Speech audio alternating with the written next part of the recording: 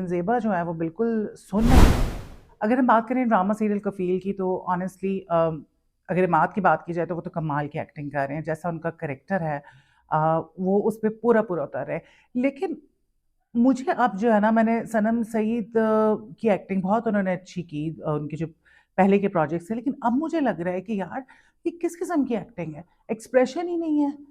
हर situation पे अब वो दिखाते हैं कि वो लड़ने के लिए आती है उसकी एक्स गर्लफ्रेंड, तो घर में वो खड़ी होके यूँ सुन रही है, सुनो के, बिल्कुल सुन, कोई एक्सप्रेशन नहीं। इतनी बातें सुनने के बाद आप जाके फिर जब वो आता है मियाँ वापस जामी तो तब भी आप ऐसे ही खड़ी हुई हैं। मतलब कोई एक्सप्रेशन ही नहीं है। यार आप जितनी भी कम गो हैं और जितनी भी आप में बर्दाश्त है, आपकी आँख में कोई एक्सप्रेशन होना चाहिए।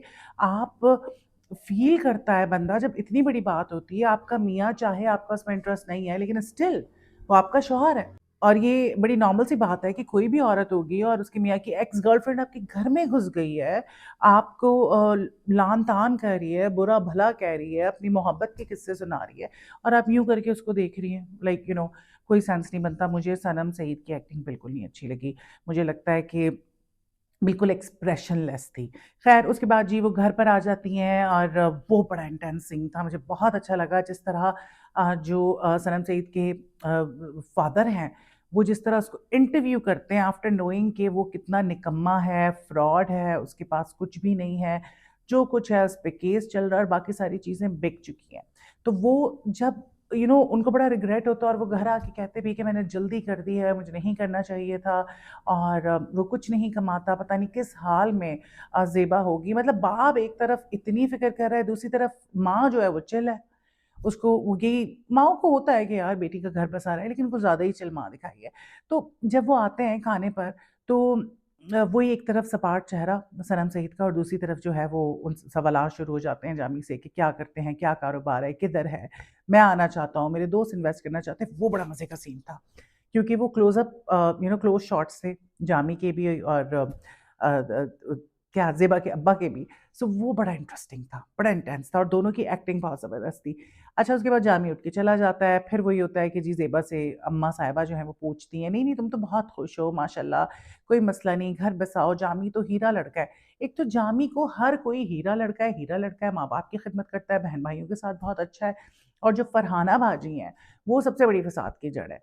क्योंकि वो जामी के या तो ऐबों पे पर्दा डाल रही हैं, बहुत बड़ी फ़िल्म है, या तो फिर वाक़ई वो जामी को इतना अच्छा समझती हैं और वो समझती हैं कि ज़ेबा बेवकूफ़ियाँ कर रही है और इस तरह की बातें कर देती है जिससे उनका इम्प्रेशन बुरा पड़ता है। लेकिन हर बात पे वो ये कहती हैं हम पढ़े-लिखे, ख़ानदानी, इज़्ज़तदार लोग।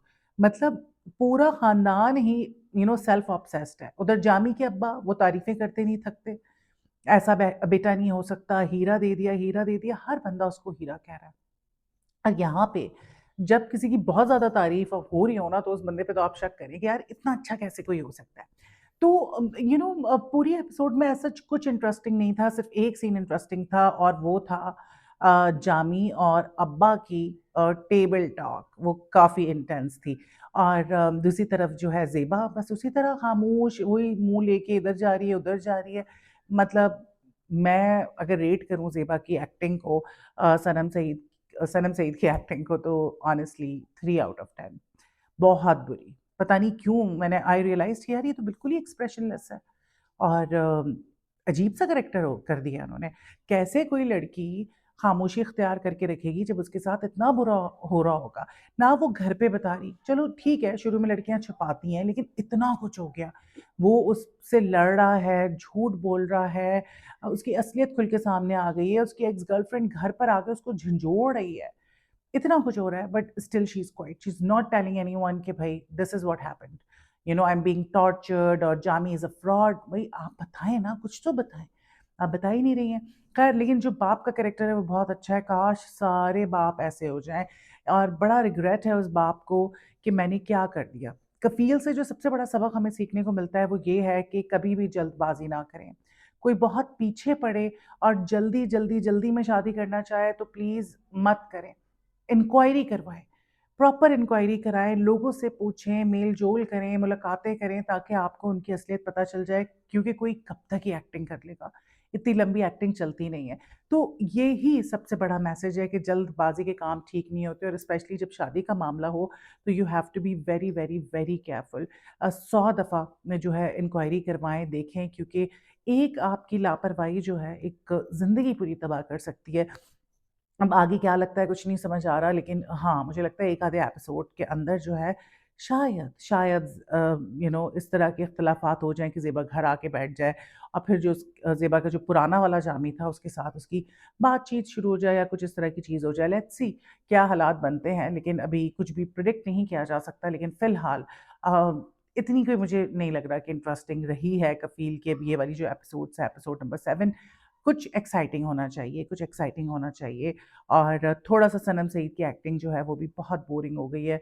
अजीब-सा कैरेक्टर दिखा दिया है कि यार बिल्कुल ही मासूम और कुछ कह ही नहीं रही हूँ, आँखें खोल के देखी जा रही है, देखी जा रही है, कोई कुछ भी कर रहा है। सिर्फ़ एक दफ़ा बोली थी जब बाप ने जो है बाप के बारे में उसने बात की थी कि मेरे अब्बा को कुछ मत कहें। उसके अलावा कुछ बोल ही नहीं रही यार, कि मतलब क्या है ये? कोई गुड़िया ले लेते हैं, खामोशी अगर आपने खड़ा करना था उस कैरेक्टर को तो। So this is what I think. आपको क्या लगता है? कैसी लगी आपको एपिसोड नंबर 7? मुझे कमेंट करके बताएँ, कहाँ आपको लगा कि फ्लॉ था और क्या चीज़ जो है वो बेहतर होनी चाहिए थी?